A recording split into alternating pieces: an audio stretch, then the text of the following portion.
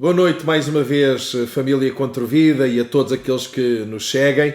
Antes de entrarmos no nosso estudo da carta de Tiago, mais uma vez, e eu tenho todo o gosto em fazer isto, em agradecer a todos aqueles que contribuíram, a todos aqueles que, quer com bens alimentares, quer com ofertas, para a nossa instituição, para nós podermos apoiar mais de 100 pessoas com alimentos nesta fase difícil, que alguns perderam rendimentos, outros perderam trabalho, e dessa forma, como igreja, estamos, e como associação, nós estamos a abençoar uma série de gente, e quero agradecer-vos mais uma vez por esse amor cristão demonstrado no auxílio da necessidade dos outros. Muito obrigado. Deus ricamente vos abençoe. Continuamos na nossa terceira secção da carta de Tiago, que eu espero que esteja a ser de bênção para vocês. A mim tem abençoado, tenho sido desafiado mais uma vez com o estudo desta carta de Tiago. Sim, às vezes o tom que Tiago usa é um pouco forte, um pouco duro, mas é importante porque é desafiador para nós, e eu espero que esteja a ser desafiador também para si, e hoje vamos ver algo que para mim é muito interessante. Então estamos nesta terceira secção da carta, a secção mais longa da carta, e o tema desta secção é fé genuína produz genuína humildade, e encontramos no capítulo 3, versículo 13, e vai até ao capítulo 5, versículo 6. Já vimos ao longo dos últimos 8 episódios desta maravilhosa carta uma série de testes que nos permitem avaliar a nossa fé. E é importante nós fazermos esta avaliação da nossa fé. É importante que nós possamos ter em mente como é que nós podemos avaliar a nossa fé. E Tiago vai apresentar-nos uma série de testes que nos auxiliam a avaliar a nossa fé. São eles, como vocês podem acompanhar, como lidamos com as provações, como lidamos com as tentações, como lidamos com a palavra de Deus. Tiago diz-nos que temos uma genuína segurança se ficarmos firmes nas provações, se vencermos as tentações e se ouvirmos e praticarmos a palavra de Deus. Não significa que se errarmos aqui, não acertarmos acolá, que a nossa fé não é genuína. Não, significa que estamos num processo de crescimento e amadurecimento, de aperfeiçoamento para sermos cada vez mais parecidos com Cristo. Uma coisa é errar aqui, não acertar acolá, outra coisa é errar sempre, falhar sempre. Não é isso que se passa. Por isso, ao avaliarmos a nossa fé, vamos conseguir perceber a autenticidade e a genuinidade da nossa fé. O quarto teste é como lidamos com as necessidades dos outros. E entramos aqui na segunda secção da carta. Mas estava eu a dizer, e quero só voltar um bocadinho atrás, Tiago diz-nos que temos uma genuína segurança se ficarmos firmes nas provações, se vencemos as tentações e ouvimos e praticamos a palavra. E isto resume a secção da carta. Ao passarmos para a segunda secção, Tiago apresenta-nos dois testes: como lidamos com as necessidades dos outros e como lidamos com a nossa língua, com a nossa forma de falar. Então, Tiago diz-nos que o nosso genuíno amor é demonstrado pela maneira como auxiliamos os outros nas suas necessidades e pela maneira como falamos. Quem tem o amor do Pai auxilia os outros nas suas necessidades e tem muito cuidado com o que fala e diz acerca dos outros. A terceira secção começa com o teste da sabedoria. E aqui entramos na terceira secção da carta, na qual ainda estamos. Então o teste é como lidamos com a sabedoria, se vivemos com a sabedoria humana ou se vivemos de acordo com a sabedoria do alto. Depois vimos na quarta-feira passada como lidamos com o mundo. E Tiago vai ser claro, quem é amigo do mundo torna-se inimigo de Deus. E o oitavo teste que iremos ver hoje é como lidamos com o próprio Deus, como lidamos com Deus. E vamos encontrar isto no capítulo 4, do versículo 7 ao versículo 10. E se tens a tua Bíblia contigo, podes abrir em Tiago capítulo 4, versículo 7 a 10, porque são esses os versículos que hoje vamos conseguir meditar e partilhar. A forma como lidamos com a sabedoria, a forma como lidamos com o mundo e agora, como vamos ver hoje, a forma como lidamos com Deus revelará se a nossa fé é ou não genuína. Se é, então produzirá uma genuína humildade. Se vivemos de acordo com a sabedoria do alto, se não formos amigos do mundo, mas amigos de Deus, e se nos aproximarmos sinceramente de Deus, desenvolveremos uma genuína humildade. Não há ninguém que seja sábio, que se recusa a ser amigo do mundo e amigo de Deus, e que se aproxime de Deus, que não seja humilde. Alguém orgulhoso é prova de que não passou nestes 3 testes, que é a terceira secção da carta de Tiago. E então esta secção diz-nos que fé genuína produz genuína humildade. O novo teste que Tiago apresenta na sua carta é a forma como lidamos com Deus. E quero ler-vos os versículos, versículo 7 ao 10 do capítulo 4. Sujeitai-vos, portanto, a Deus, mas resisti ao diabo, e ele fugirá de vós. Chegai-vos a Deus, e ele se chegará a vós outros. Purificai as mãos, pecadores, e vós que sois de ânimo dobre, limpai o coração. Afligi-vos, lamentai e chorai, converta-se o vosso riso em pranto e a vossa alegria em tristeza. Humilhai-vos na presença do Senhor e ele vos exaltará. É de facto um tom duro, um tom agreste, um tom que não é fácil de assumir, mas eu gostava de partilhar sobre estes 4 versículos nesta noite. Estes 4 versículos apresentam-nos, podíamos nós dizer, os 10 mandamentos em forma de imperativos na maneira como devemos relacionar-nos com Deus. Podemos ver estes mandamentos de 2 formas, que não se excluem, mas que se complementam.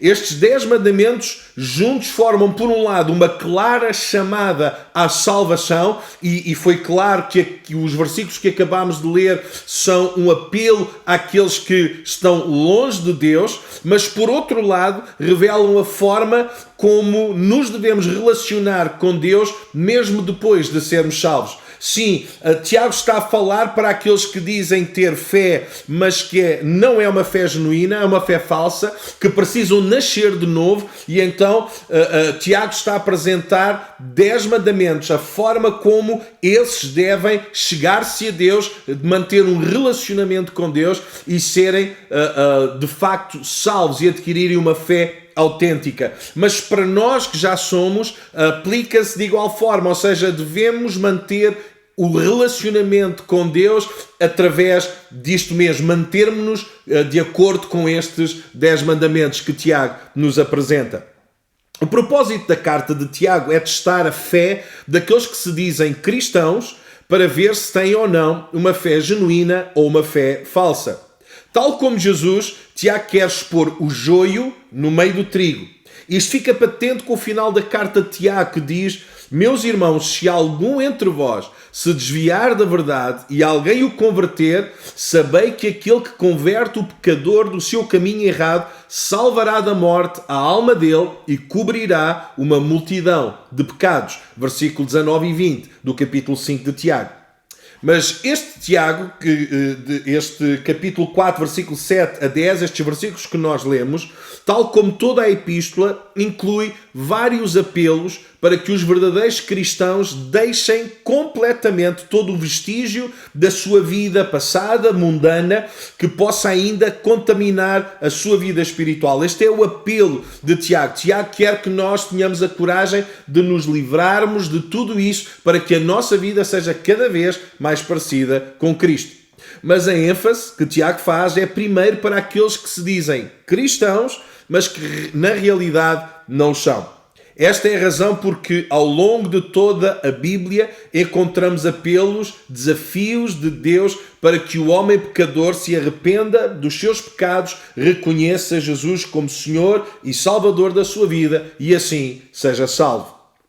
a maior graça, esta é a expressão que Tiago usa em Tiago 4,6, a maior graça que Tiago menciona é a justificação, a santificação e a glorificação que a graça oferece a todos os que se arrependem. E isso foi o que aconteceu com a maior parte daqueles que me ouvem. Nós fomos tornados justos, fomos tornados santos e havemos de ser glorificados quando esse tempo chegar por causa da graça de Deus manifestada à nossa vida. O poder redentor da sua graça é muito maior e eu gostava que isto ficasse bem claro para todos nós nesta noite. O poder redentor da graça de Deus é muito maior do que o poder do pecado, maior que o poder da carne e do mundo, maior que o poder do diabo. A graça de Deus é muito superior a todos estes poderes juntos. Não importa quão pecador tenha sido uma pessoa, não importa o quanto tenha amado o mundo, não importa o quanto tenha sido escravizado pelo diabo, a graça de Deus é mais do que suficiente para salvar, redimir, purificar e santificar. E isso tem acontecido na nossa vida e eu dou glória a Jesus por isso. Ninguém, e quem me está a ouvir que não pertence à família Contrevida, ouça isto e aceite isto no seu coração. Ninguém é pecador demais para que Deus não consiga salvar e restaurar, fazendo essa pessoa nascer de novo pela sua infinita graça. Se me estás a ouvir e ainda não conheces Jesus e achas que tens sido uma pessoa muito má, que tens cometido muitos pecados e que Deus já não quer saber de ti, isso não é verdade. Deus ama-te e não importa a quantidade ou a qualidade do pecado na tua vida, Deus e o amor de Deus é suficiente para transformar e salvar a vida de todo o homem e de toda a mulher. Os 10 mandamentos que Tiago apresenta não estão numa ordem sequencial que necessita ser observada passo a passo para que os pecadores possam ser salvos. Não. A graça de Deus é tão grande que a salvação não pode ser reduzida a uma fórmula, seja ela qual for. Tiago apenas lista elementos do que Deus requer do homem como resposta à sua chamada soberana e cheia de graça para a salvação do homem. A provisão divina da salvação exige uma resposta humana. E eu dou graças a Deus que a maior parte de nós já demos uma resposta positiva à graça de Deus sobre a nossa vida. Então, os 10 mandamentos que Tiago nos apresenta e que necessitam de resposta à graça de Deus são: primeiro, que sejamos submissos; segundo, que possamos resistir; que mantenhamos relacionamento; em terceiro lugar, quarto, que nos mantenhamos limpos; quinto, que sejamos puros; sexto, que reconheçamos a nossa miséria e por causa do nosso pecado precisamos lamentar, chorar e entristecer, e em relação a Deus e uns aos outros devemos manter-nos humildes. Vamos começar pelo primeiro mandamento, submissão. E diz Tiago 7, a primeira parte: portanto, submetam-se a Deus, estejam em submissão a Deus. O primeiro dos 10 mandamentos que Tiago nos apresenta é a submissão. É um termo militar que significava respeitar a patente. Muito interessante. Este reconhecimento que a patente de Deus é deveras superior à nossa deve levar-nos a estar submissos, a respeitar a patente superior. É impensável um soldado raso colocar em causa o que um general diz. Da mesma maneira, é impensável uma mera criatura colocar em causa o que diz o Criador. A palavra submissão, como já vos tenho dito, divide-se em duas: sub, debaixo, e missão. Ser submisso a Deus é estar debaixo, ou seja, é estar voluntariamente disponível para cumprir a missão de Deus para a nossa vida. Ninguém pode ser salvo a não ser que se submeta a Deus, a não ser que se submeta voluntariamente à soberana autoridade de Deus para o seguir todos os dias da sua vida. Submeter-se a Deus é o mesmo que obedecer à sua palavra e a Cristo como Senhor e Salvador da sua vida. É impossível alguém submeter-se a Jesus como Salvador e não se submeter a Jesus como Senhor. Isto é uma contradição. Não podemos querer apenas Jesus como Salvador da nossa vida. Jesus é o Salvador da nossa vida e continua a ser o Senhor da nossa vida. Tal como dissemos, não importa o quão pecador, amante de si mesmo e do mundo, quão escravo do diabo tenha sido, todo aquele que se submete a Deus, crendo em Jesus como Senhor e Salvador da sua vida, terá a oportunidade de ser uma nova criatura através de um novo nascimento que o possibilitará entrar num novo reino com um novo rei. E isso já aconteceu com a maior parte de nós. Amém. Segundo mandamento, resistir. Diz a segunda parte do versículo 7. Resistam ao diabo e ele fugirá de vós. Por definição, submeter-se a Deus, submeter-se a Jesus como novo Senhor, é resistir ao diabo, o antigo Senhor. Resistir significa opor-se, ficar contra. O que Tiago está a dizer é que não há meio termo. Ou estamos contra o diabo e nos opomos ao diabo e ficamos a favor de Deus, ou estamos a favor do diabo e contra Deus. Não há zonas cinzentas, não há meio termo.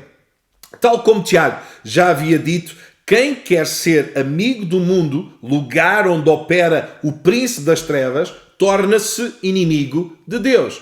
Resistir ao diabo, ou seja, ficar do lado de Deus, é o mesmo que estar contra tudo o que é pecaminoso, mundano e corrupto. E é dessa forma que nós devemos viver.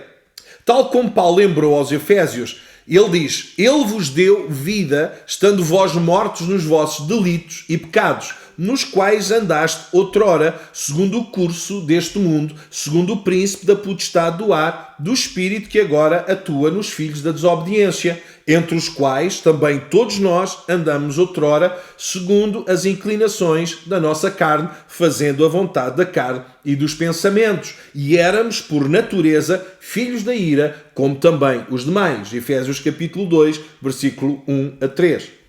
Diabo significa acusador ou caluniador. Isto é o que o diabo mais ama fazer. Caluniar e depois acusar aquele que caluniou. É terrível. Todo aquele que não é filho de Deus, e isto parece que é muito duro, muito agreste, muito hostil, mas esta é a verdade. Todo aquele que não é filho de Deus é filho do diabo. E Jesus disse estas palavras: Vós sois do diabo, que é vosso pai, e quereis satisfazer-lhe os desejos. João 8,44. Aquele que pratica o pecado procede do diabo, porque o diabo vive pecando desde o princípio. Para isto se manifestou o Filho de Deus para destruir as obras do diabo. 1 João 3,8.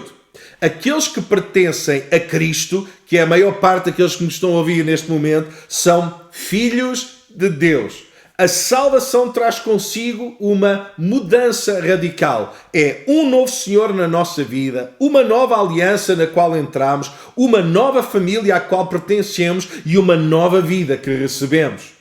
Tal como o diabo deixou Jesus após a sua tentação, também deixará, e isto é uma certeza que podemos ter, também deixará, fugirá de nós sempre que nos submetemos a Deus.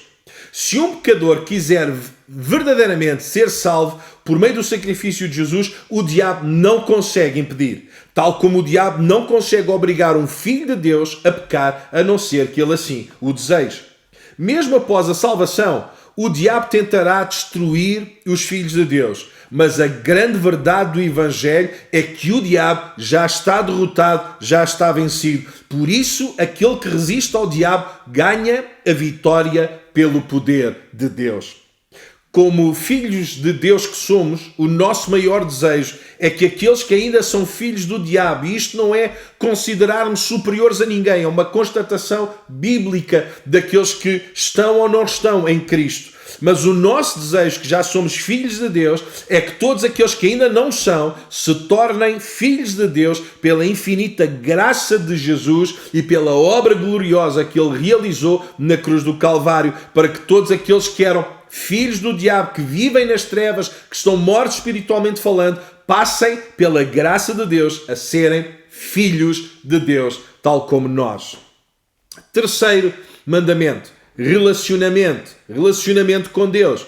Aproximem-se de Deus, diz o versículo 8, a primeira parte do capítulo 4. Aproximem-se de Deus e Ele se aproximará de vocês.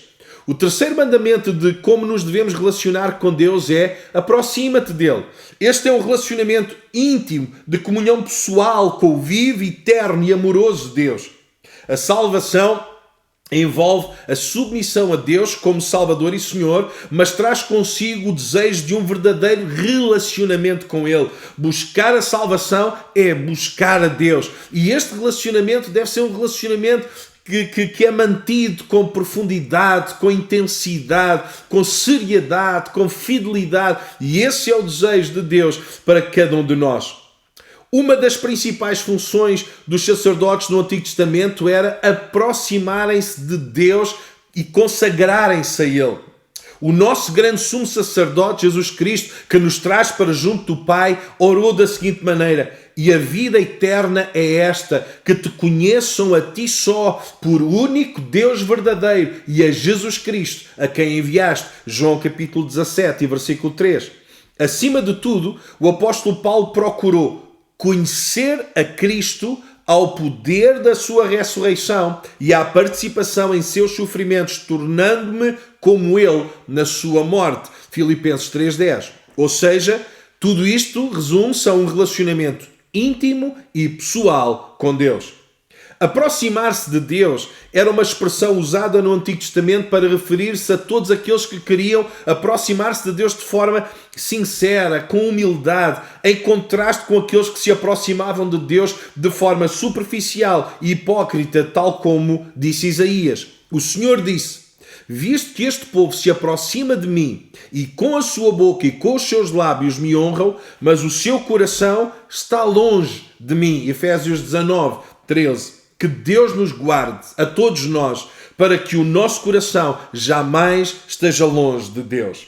É desta forma interessante que o salmista se expressa. Mas para mim, bom é estar perto de Deus. E eu acho que todos nós, no lugar onde estamos, podemos levantar a nossa voz e dizer, tal como o salmista: para mim, bom é estar perto de Deus. E o salmista continua e diz: fiz do soberano Senhor o meu refúgio, proclamarei todos os teus feitos. Salmo 73, versículo 28. Esta é a garantia que o salmista nos deixa. Perto está o Senhor de todos os que o invocam, em verdade. Salmo 145, 18. O profeta Jeremias concorda com o salmista: buscar-me-eis e me achareis quando me buscardes de todo o vosso coração. E que nós possamos agir desta maneira, buscar a Deus de todo o nosso coração. Se há coisa, e pense nisto comigo, se há coisa que a parábola do filho pródigo ensina, é que o desejo do pai é estar perto dos seus filhos muito mais do que os filhos terem o desejo de estar perto do pai. E isto é uma verdade básica e fundamental na parábola do filho pródigo. Quem quer estar perto dos filhos, quem quer estar próximo dos filhos, quem manifesta maior desejo de proximidade e de relacionamento, não são os filhos para com o pai, mas é o pai para com os filhos. O desejo que Deus tem de estar próximo de nós é de veras superior ao nosso próprio desejo de estar com Ele. E quem tinha mais razões para desejar estar com o Pai Celestial, o Deus de amor e graça, éramos muito mais nós do que Ele, porque Deus não falha, Deus não erra, Deus não ilude, Deus não desilude, Deus não engana, e nós tantas vezes ainda, infelizmente e tragicamente, ainda erramos, e ainda assim Deus tem um desejo enorme de estar connosco, seus filhos. Por causa da vida e obra de Jesus Cristo, podemos ter toda a confiança em chegar perto do trono da graça de Deus. E veja o que diz o autor aos Hebreus no capítulo 4 e no versículo 16. Assim sendo, aproximemo-nos do trono da graça com toda a confiança, a fim de recebermos misericórdia e encontrarmos graça que nos ajude no momento da necessidade. Mas ainda vai mais além o autor aos Hebreus, no capítulo 10, versículo 22 e 23, e diz: sendo assim, aproximemo-nos de Deus com coração sincero e em plena convicção de fé, tendo os corações espargidos para nos purificar de uma consciência culpada e tendo os nossos corpos lavados com água pura. Apeguemo-nos com firmeza à esperança que professamos, pois aquele que prometeu é fiel. Aleluia! Todos quantos têm um coração redimido desejam verdadeiramente estar junto, estar perto de Deus. Que este seja o nosso sincero desejo de toda a nossa família Encontro Vida, que todos possamos ter este desejo cada vez mais perto de Deus. Quarto mandamento, rapidamente, estarmos limpos. Veja o que diz a segunda parte do versículo 8. Pecadores, limpem as mãos. Esta é uma expressão que se tornou tão ouvida como nunca antes por causa da Covid-19. Todos os panfletos médicos, todas as informações relacionadas com a pandemia, todas as recomendações dizem exatamente o mesmo. Limpem as mãos, lavem as mãos com frequência. Tiago já havia usado a expressão não por causa do coronavírus, mas por causa do vírus do pecado, que ao manchar os nossos corações acaba por sujar as nossas mãos. Que infelicidade! Este é o quarto mandamento que Tiago nos deixa. Pecadores, limpem as mãos. A ideia original encontra-se na cerimónia judaica do lavar as mãos que os sacerdotes deveriam fazer antes de se aproximarem de Deus para oferecer-lhe sacrifícios. Esta figura de lavar as mãos podemos encontrá-la também em Isaías, e que diz: pelo que, quando estendeis as mãos, escondo de vós os olhos, diz Deus. Sim, quando multiplicais as vossas orações, não as ouço, porque as vossas mãos estão cheias de sangue. Lavai-vos, purificai-vos, tirai a maldade dos vossos atos diante dos meus olhos, cessai de fazer o mal. Isaías 1, versículo 15 e 16. Por outro lado, Davi dava graças a Deus e regozijava-se porque, e diz Davi, retribuiu-me o Senhor segundo a minha justiça, recompensou-me conforme a pureza das minhas mãos. Salmo 18, 20. Paulo vai usar esta imagem das mãos para falar acerca do comportamento exterior do homem, dizendo: quero, portanto, que os varões orem em todo lugar, levantando mãos santas, sem ira e sem contenda. 1 Timóteo 2,8. Mãos santas representam uma vida espiritual pura, que só pode ser vivida quando nos aproximamos de Deus. Longe de Deus, as nossas mãos nunca poderão estar verdadeiramente limpas. Por muito que os homens tentem, por muito que lutem, longe de Deus, nunca poderemos ter as mãos verdadeiramente limpas. E esse era o problema do povo de Israel. Quanto mais se afastavam de Deus, mais as suas mãos se sujavam. Mas o oposto também é verdade. Quanto mais nos aproximamos de Deus, mais as nossas mãos ficam lavadas e limpas. E eu dou graças a Deus por isso. Em quinto lugar, o quinto mandamento é puros. Veja o que diz a terceira parte do versículo 8. E vocês que têm a mente dividida, purifiquem o coração. Neste paralelismo hebraico que Tiago oferece, purifiquem o coração, corresponde a mãos limpas. Purifiquem o coração, corresponde a mãos limpas. E os que têm mente dividida, corresponde a pecadores. Mas esta segunda frase acrescenta uma dimensão maior. Tal como Davi, Tiago liga o pecado que é visível pelo comportamento exterior, as mãos, com um coração impuro. E o salmista pergunta: quem subirá ao monte do Senhor? Quem há de permanecer no seu santo lugar? Aquele que é limpo de mãos e puro de coração. Então podemos dizer que mãos sujas é o resultado de um coração impuro. Um verdadeiro relacionamento com Deus não é visto, e ouça bem isto, não é visto numa mera mudança de comportamento.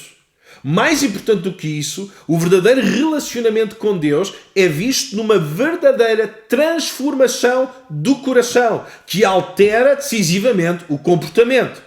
Não são simples mudanças de hábitos ou de formas de agir, é muito mais do que isso. É uma total transformação, é uma nova criação, é uma nova geração que, por causa dessa tão grande transformação operada pelo Espírito Santo, o comportamento, as ações, as palavras, ou seja, resumindo, a vida é totalmente mudada. Jeremias clamava: lava o teu coração da malícia, ó Jerusalém, para que sejas salva. Jeremias 4,14. Ezequiel é claro ao escrever: dar-vos-ei coração novo e porei dentro de vós espírito novo. Com Deus é tudo novo. Tirarei de vós o coração de pedra e vos darei coração de carne. Porei dentro de vós o meu espírito e farei que andeis nos meus estatutos. Guardareis os meus juízos e os observeis. Ezequiel 36, versículo 26 e 27. Tal como o evangelista George Whitefield escreveu no século XVIII, todo o homem, por sua própria vontade natural, odeia a Deus. Mas quando volta para o Senhor, através do arrependimento, a sua vontade é mudada. Em seguida, a sua consciência, agora endurecida e insensível, é despertada. Então, o seu coração duro é derretido e as suas afeições indisciplinadas são crucificadas. Assim, com este arrependimento, toda a alma será mudada. Terá novas inclinações, novos desejos e novos hábitos. É lindíssimo ler isto. Vamos ao 6º mandamento. Miséria. E o termo que Paulo usa no versículo 9 do capítulo 4 é afligi-vos. Os próximos 3 mandamentos são simplesmente verbos. O termo que Tiago usa neste primeiro é miséria, no sentido de sintam a vossa miséria ou reconheçam a vossa miséria. Podemos encontrar o mesmo termo em Romanos 3,16. Nos seus caminhos, nos caminhos do homem, há destruição e miséria. Ou em Romanos 7,24. Miserável homem que sou, quem me libertará do corpo sujeito a esta morte? E Tiago volta a usar o termo no capítulo 5 e no versículo 1. Ouçam agora vocês ricos, chorem e lamentem-se, tendo em vista a miséria que lhes sobrevirá. A expressão que nós encontramos é afligi-vos. Carrega então a ideia de sentirmos que estamos quebrados por causa das circunstâncias. Todos quantos estão longe de Deus, infelizmente, são verdadeiramente miseráveis. Pois não há maior miséria do que viver longe de Deus, afastado do plano e do amor de Deus. Mais uma vez, as expressões são agrestes, são duras. Esta é a maior miséria que o homem pode viver. Mas este não é o fim da história. E podemos dizer com toda a alegria do nosso coração, mas Deus é riquíssimo em amor e misericórdia. Apesar da tão grande miséria do homem sem Deus, Deus é riquíssimo em amor e misericórdia. E o seu desejo é que todo o homem deixe esta miséria espiritual em que se encontra, tornando-se rico em amor e misericórdia, para que possa manifestar esse amor e misericórdia a todos aqueles que o cercam. E essa é a grande boa nova do Evangelho. Nós éramos os mais miseráveis de todos os homens, mas Deus, que é riquíssimo em amor e graça e misericórdia, alcança-nos, tirando-nos dessa miséria e colocando-nos nas riquezas do reino. São riquezas não financeiras, não materiais, mas são riquezas de amor, misericórdia e graça, pois Deus é riquíssimo em tudo isso. Louvado seja o seu nome. Em 7º lugar, e rapidamente, o outro verbo que Tiago usa é lamentar. A segunda parte do versículo diz exatamente isto: lamentem.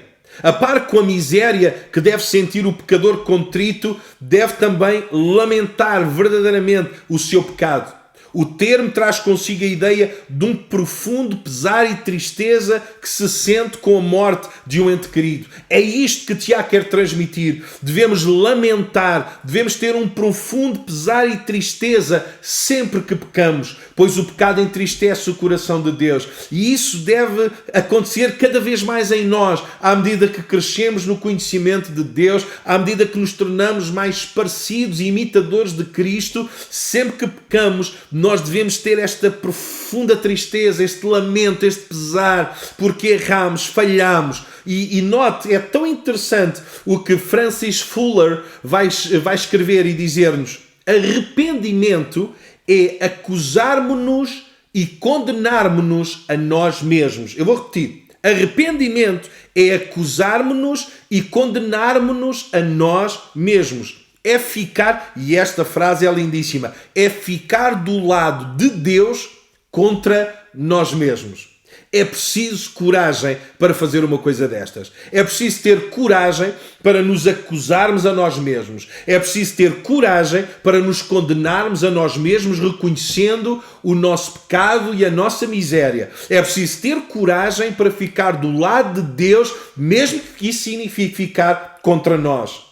Mas sempre que ficamos do lado de Deus, mesmo que isso signifique ficarmos contra nós mesmos, alcançamos vitória e bênção sobre a nossa vida. Em oitavo lugar, o verbo e o oitavo mandamento é chorar. A última parte do versículo 9 diz: chorem. O choro é o resultado visível, e pense comigo, o choro é o resultado visível da miséria e tristeza que se sente. É a forma como essa miséria e tristeza se manifestam visivelmente. É através do choro, através das lágrimas. Isto foi o que aconteceu com Pedro após ter negado 3 vezes Jesus. Diz Marcos 14:72.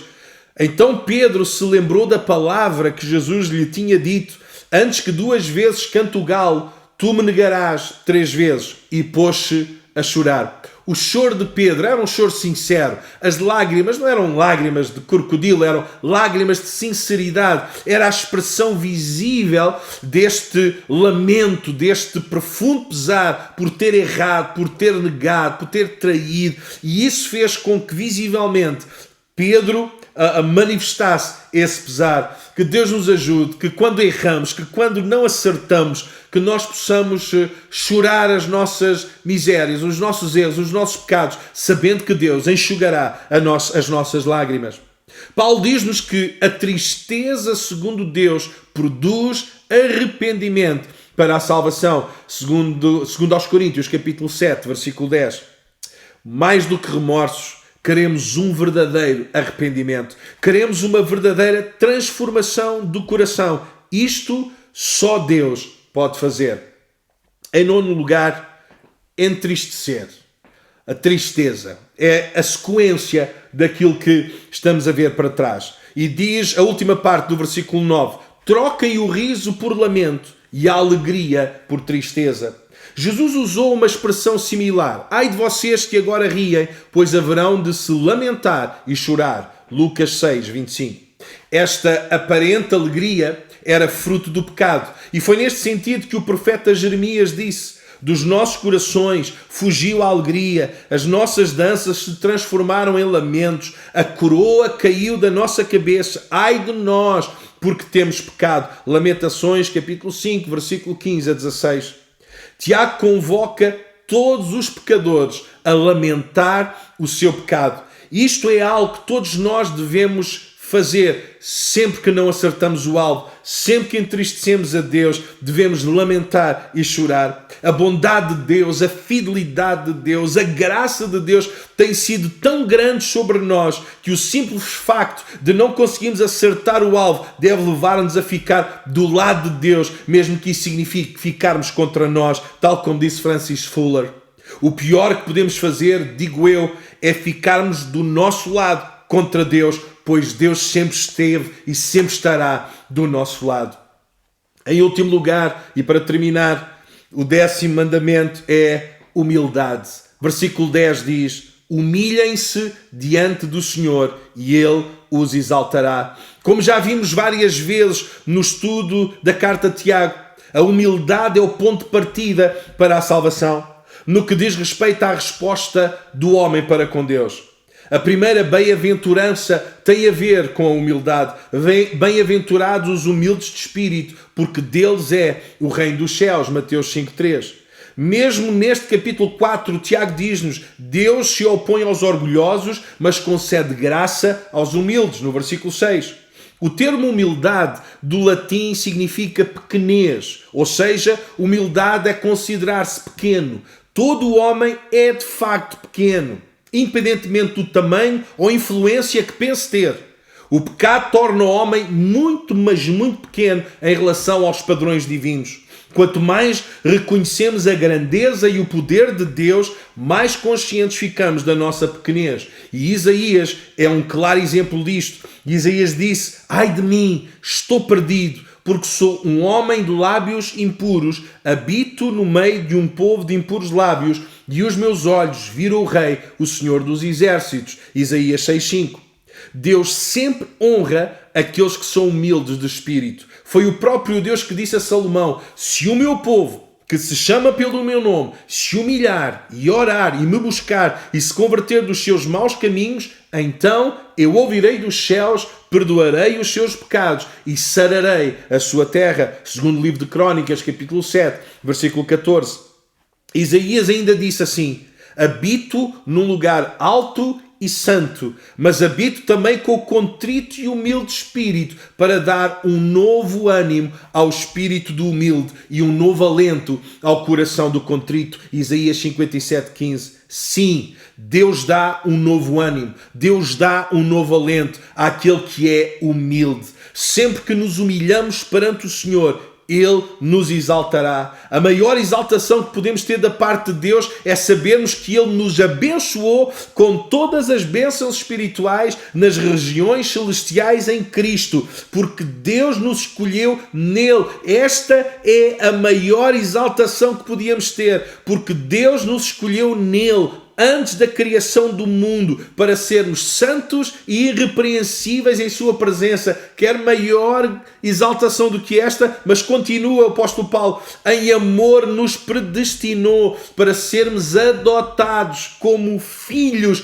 por meio de Jesus Cristo. Mas que exaltação gloriosa, conforme o bom propósito da sua vontade, para o louvor da sua gloriosa graça, a qual nos deu gratuitamente no amado. Nele temos a redenção pelo seu sangue, o perdão dos pecados, de acordo com as riquezas da graça de Deus. Mas que exaltação! Aleluia! Efésios 1, versículo 3 a 7. Que todos estes 10 mandamentos que Tiago apresenta na sua carta possam ser vistos na nossa vida, na família e contra-vida. Sejamos submissos a Deus, possamos resistir ao diabo para que ele fuja de nós, que mantenhamos relacionamento íntimo e profundo com Deus, que esse relacionamento mantenha as nossas mãos limpas e os nossos corações puros, que consigamos reconhecer que viver sem Deus é a maior miséria que podemos viver, que possamos lamentar, chorar, entristecer-nos sempre que falhamos o alvo, e que no nosso caminhar com Deus possamos viver com toda a humildade, pois Deus exalta os humildes. Que aqueles que nos cercam possam ver através das nossas ações, palavras, maneira de viver, que nós somos verdadeiros filhos de Deus, que mantêm um relacionamento íntimo e pessoal com Jesus Cristo e que têm a coragem de ficar ao lado de Deus, mesmo quando isso significa ficar contra nós mesmos. Que este estudo possa edificar a tua vida, desafiar o teu caminhar cristão, para que nós possamos ser uma bênção na vida dos outros. Deus ricamente vos abençoe.